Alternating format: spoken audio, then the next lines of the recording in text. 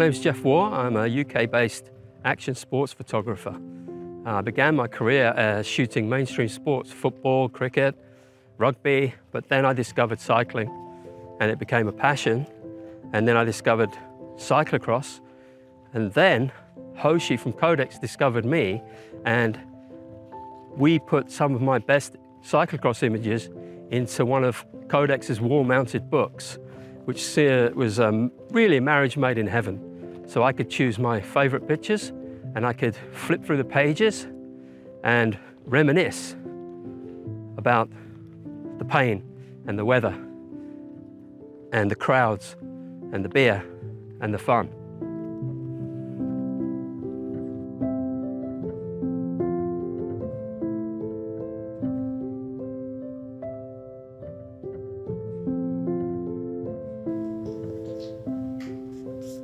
I love seeing my stuff in print. These are how pictures are meant to be displayed, printed, not on a mobile phone.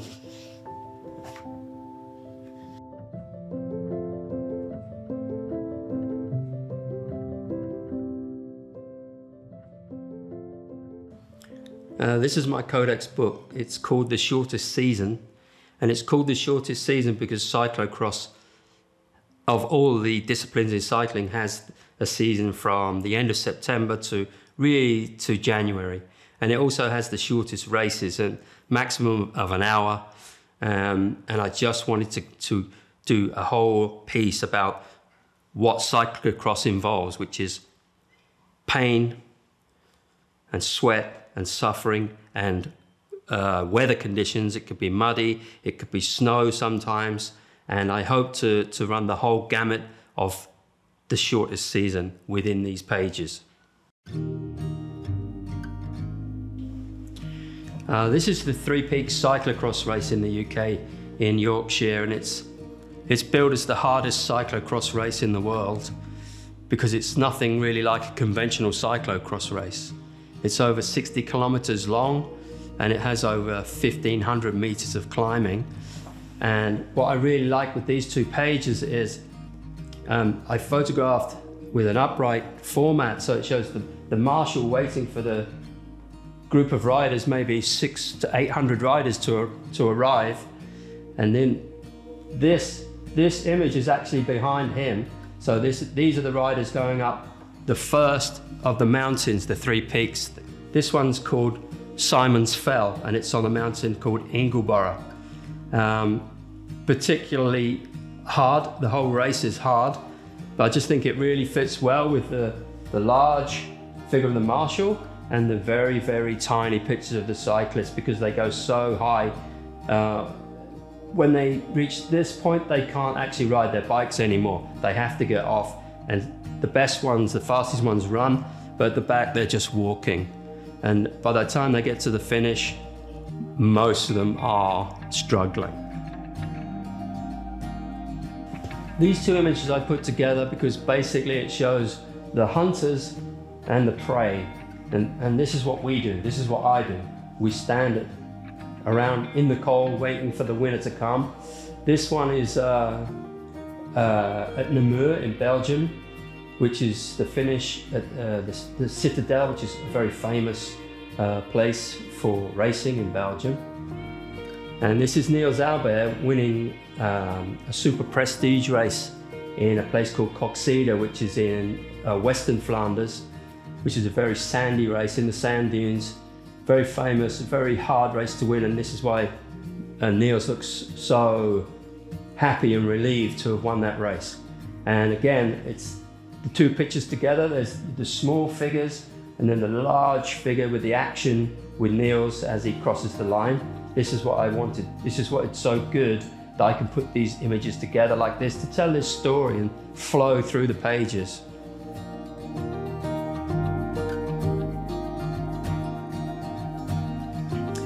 These two images I took at a local race to me, a local league, and I shot them on my Hasselblad medium format film camera, which is something I really enjoy doing because I slow down, the process is much slower. I'm basically from a pre-digital era, so it pleases me to do this.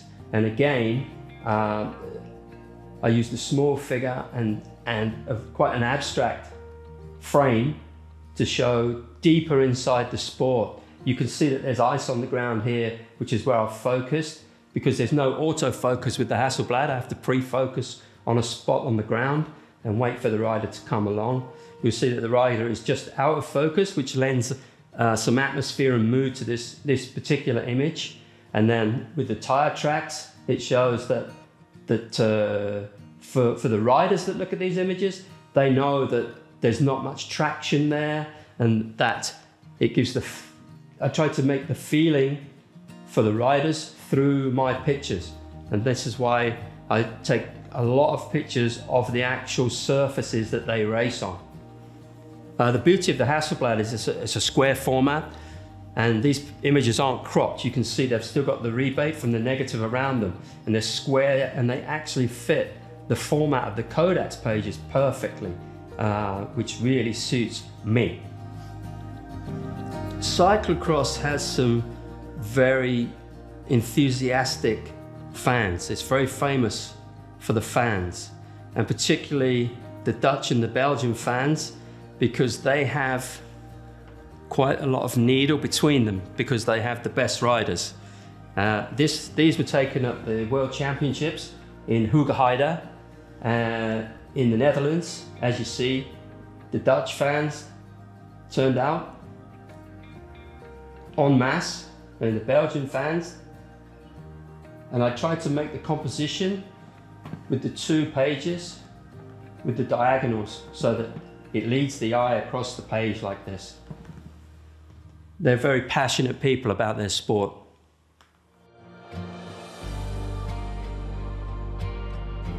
I chose to put these 2 pictures together basically because it's the depths of winter. There's not much light. Often the races are very late in the afternoon, so the light is falling away. But that leads to very, very atmospheric pictures. So with this one, the riders are just coming through a hole in the sky, it looks like. So the silhouette really worked for me. And then with these guys, it was all about a good vantage point to see the action. You know, anywhere they could get to look over the crowd to see the action was fine. And also they also made a silhouette, so it complemented the races on this page. I think it really works. You know, this is color, but the colors are so muted that they actually don't upset the black and white on that page. Together they really, really work. These are 2 more images taken at Coxida at the sand dune race. It's a particular favorite place of mine. I can set up where they do run up into almost a horseshoe shape, and then with a long telephoto lens I can compress the riders, and it makes them look like they're almost going up an escalator, like a moving staircase or something like that. And then against this picture you see that the lines converge. This guy is getting a bit sketchy in the sand, and it leads the eye in. The 2 diagonals converge. You know, it's almost like a Stanley Kubrick film. That's not where I got the idea from, but you know, I'll take it. With any sport that I photograph, a great deal of it is about the incidentals, the background, the story that makes a story aside from the racing. And these were taken at the Koppenberg Cross. And it's famous because of the Koppenberg climb, which is famous in road racing. So it's the small details that mean something to the people that have been there, and even to the people that aren't there. It tells more of a story. So this is one of the trophies from the Koppenberg Cross, and then in the pits with the mechanics. And again, I just washed all the color away, made them black and white, because it has to be about the storytelling and just the tiny details that people might not see. And then together, again, you've got a fairly small figure, and then quite an abstract picture, the mechanic's hand, so you don't really know what's going on, but you know he's doing something for a rider. And these are the things that I think are really important to capture, and they had to be in this book. I had to include these because these are photographs taken at a race called Muddy Hell. It's a Halloween cross event, and it's run around a velodrome in South London called Herne Hill, which is quite a famous old track. Bradley Wiggins has raced there. I think Eddie Merckx has raced there at one time. But these guys, because it's Halloween, they like to dress up. You know, the Americans do it, and now the Brits are doing it. And it makes a change. It's quite fun to photograph. This guy here is actually a fruit salesman, so he's blown up all the balloons, so he's meant to look like a bunch of grapes, and he's selling his product. And this guy is dressed in a tiger suit. And again, together like this, it kind of captures the essence of the event in two pictures. For anyone that was there, you know, they know what it's about. For anyone that isn't, it's quite a surreal image to look at, which is fine by me too. Basically, this is about the youth and what looks like an old guy, but actually is not that old a guy. He's just completely spent after an hour of very hard racing in the cold and mud. You know, it shows the kid, he's looking up at his heroes. This again was at a Koppenberg cross race, and you can tell that he's really involved, that one day he might be on those bikes racing, he might be a top racer, we don't know, he might get there. This guy came over from Belgium to the UK, and he just won a race. And you can see that how hard it was. And again, it's the feeling of scale. You've got the little kid quite a long way off, and then this guy fills the frame, and he had to fill the frame because when you look into his eyes, you can see there's nothing there. You know, he's left everything out on the track basically, and the two pictures together tell they span time for me, which is why I included him in the book. The juxtaposition, the scale. This shows how close the racers get when they're actually when they're on it.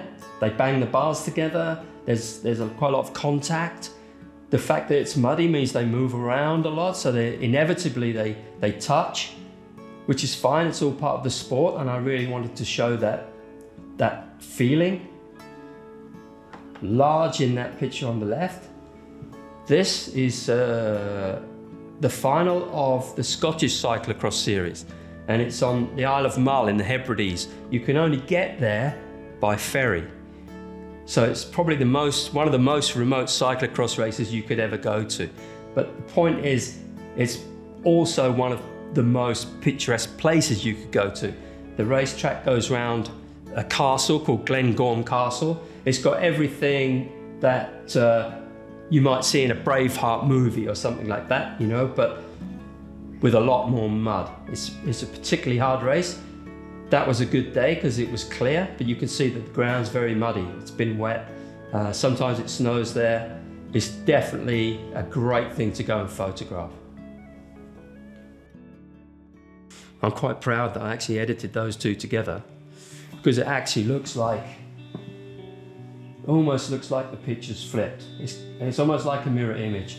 And these guys are they're the pit crews. They're the unsung heroes behind the scenes that keep the racers on track, because they have to change bikes if it's muddy. These guys clean the bikes.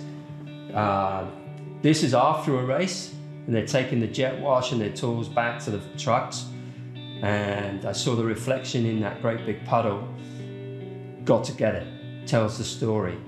And this one is at a World Cup, and I walked through and I just took a snap on my mobile phone and then walked away to shoot something else. Looked at my phone, I've got to shoot this again. I've got to go back and shoot it properly. So I went back and shot it on my camera, and I was really pleased with the way it came out, because the spray from the jet wash is backlit by the sun, and it kind of gives it, for want of a better word, an epic kind of feel. And the fact that these two look so good together means I've done my job. I mean that I've come back with some images that I'm particularly pleased with. I'm quite hard on myself when I shoot. If I come back with maybe 5 images that I'm really, really happy with, then it's been a good day. You know, I'm quite ruthless. I think you have to be quite ruthless. I don't think a client would be happy if I came out with 5 good images, but our needs are different. So for me personally, that was a great day because I came back with pictures that, you know, that I can include in a book, that I may include in a portfolio. So that's what I mean when I say I've done my particular job, that I'm very happy with the results.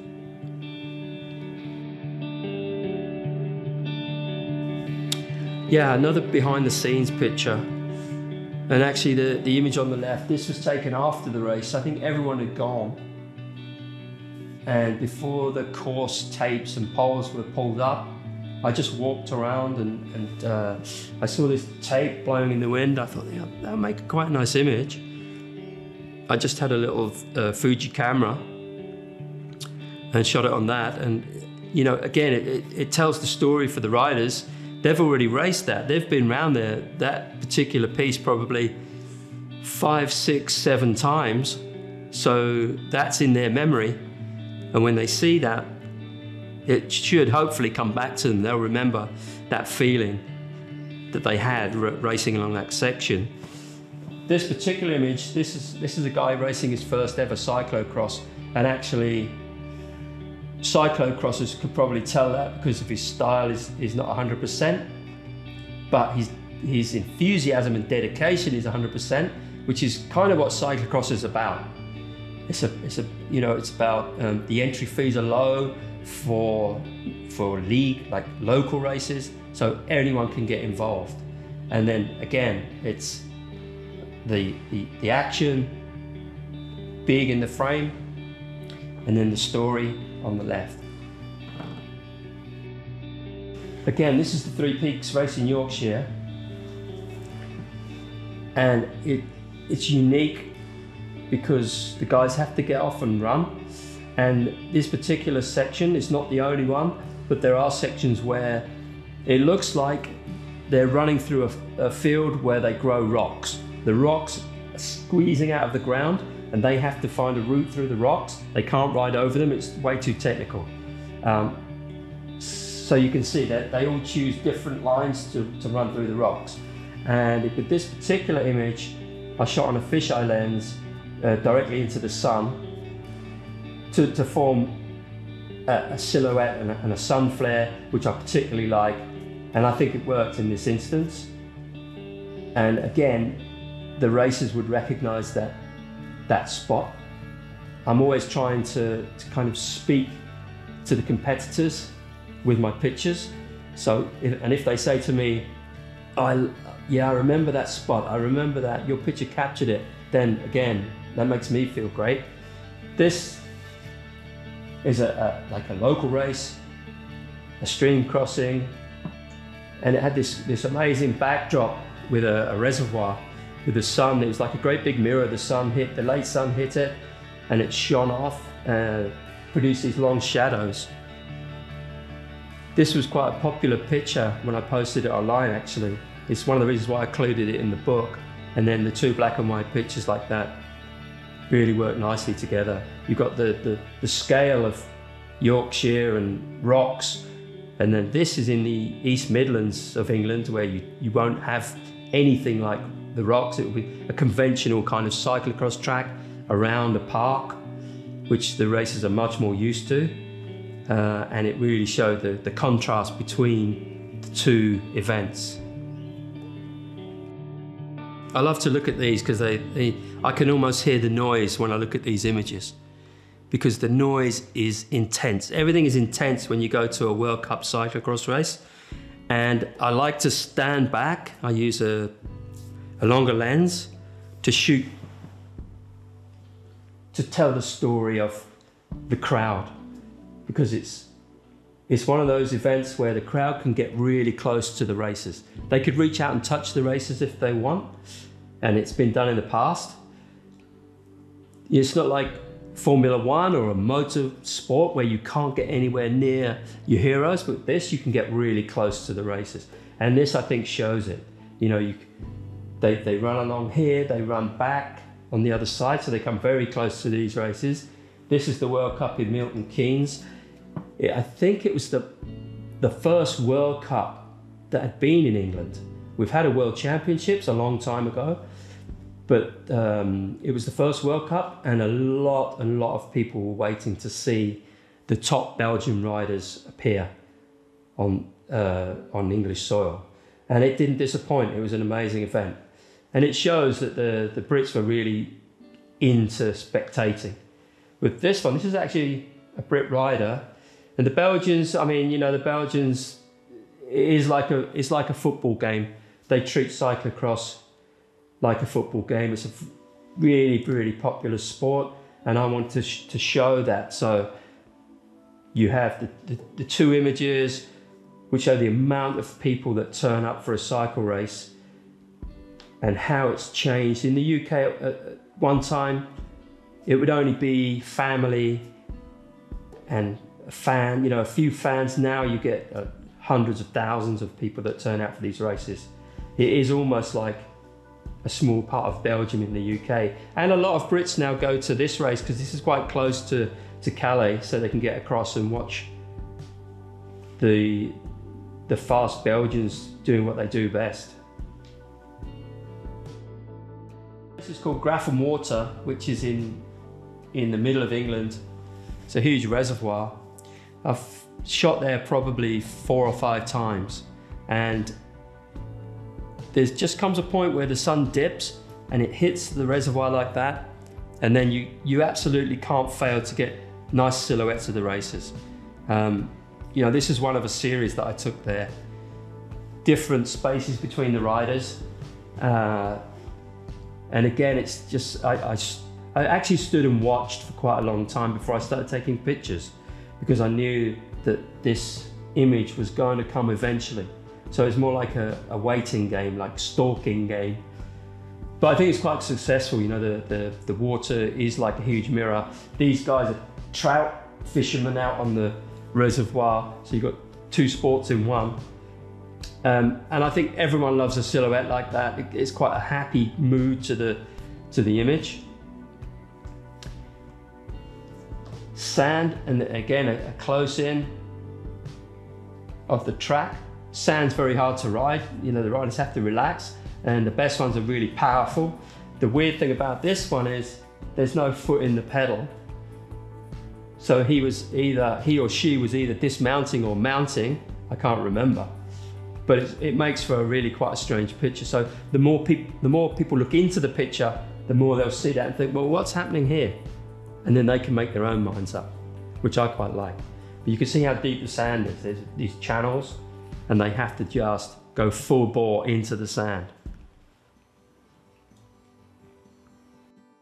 Part of these images, why they're together like this, is it makes quite a graphic design. And the colors, you've got the green, particularly the green, forms almost a triangle like this. It pulls your eyes into the images. This is the British champion, a guy called Ian Field. And I noticed that the sun was hitting him, casting a shadow onto the fence, and it was like a ghost. It was like he had another figure racing with him. So I had to get that. I shot a few races. It just so happened that the best one was the British champion, which worked out great for me. And this is the British female champion, Helen Wyman. It's got the flag above there. It all ties together. She's running down a really off-camber, muddy section, which was unrideable. And again, the people that were there, the racers, will remember that they couldn't ride that section. You can see how many Brit fans were there. But basically, this is about impact. It's about joining the colours together with the 2 pages, and the composition, the shape of the 2 images together.